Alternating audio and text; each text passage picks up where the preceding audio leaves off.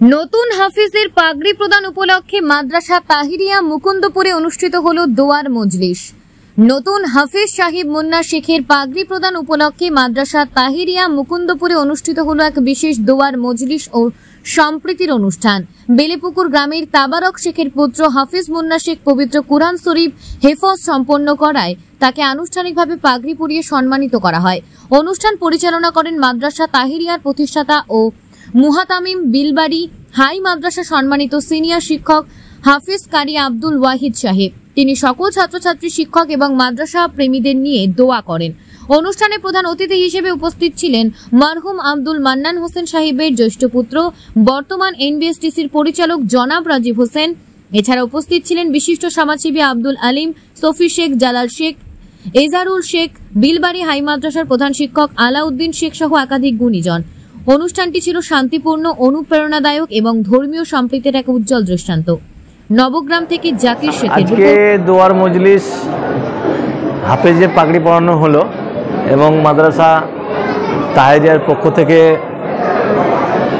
যারা এই মাদ্রাসাকে তিল তিল করে গঠন করেছে তারা অনেকেই বিগত হয়ে গেছেন এবং পরলোক গমন করেছে। তাদের রুহুর মাগফিরাতের জন্য দোয়া হলো। এলাকায় সুখ শান্তি যাতে বজায় থাকে এবং আমাদের ভালোবাসা সম্প্রীতি যাতে বজায় থাকে তার জন্য দোয়া হলো এবং আগামী দিনে সুস্থভাবে মানুষ যেন জীবনযাপন করতে পারে তার জন্য দোয়া হলো।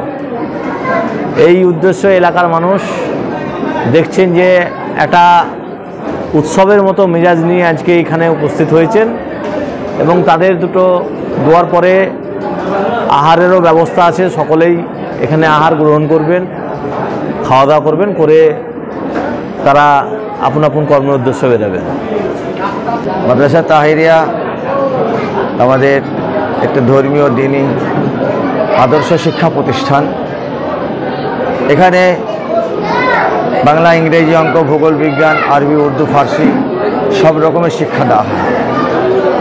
আমাদের লক্ষ্য এই মাদ্রাসাকে উচ্চমানের শিক্ষা প্রতিষ্ঠান গড়ে তোলার। এখান থেকে যেন আমাদের ছাত্ররা ধর্মীয় শিক্ষার পাশাপাশি জেনারেল শিক্ষা শিখতে পারে, এটাই আমাদের প্রচেষ্টা।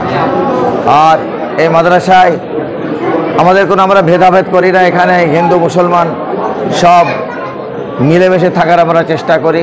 আমাদের গ্রাম মুকুন্দপুর গ্রাম, এখানে আমাদের আদিবাসী ভাইরাও বাস করে, হিন্দু ভাইরাও বাস করে। আর আজকের আমাদের মূল বিষয় হচ্ছে আজকের রান্নাবান্নার যত কাজকর্ম আমার হিন্দু ভাইরা এসেছে, তারাই রান্নাবান্না করছে, তারাই খাবার পরিবেশন করবে, এরা এখানে এসেছে। আর আমি এলাকার সকল মানুষের জন্য শান্তি কামনা করি। আমরা সাম্প্রদায়িক সম্প্রীতি বজায় রেখে যেন চলতে পারি। আর আমাদের দেশ ভারতবর্ষ বিশাল দেশ, আমরা যেন সকলে মিলেমিশে গড়ে তুলতে পারি। আল্লাহ যেন আমাদের তৌফিক দান করেন, এটাই আমার কামনা।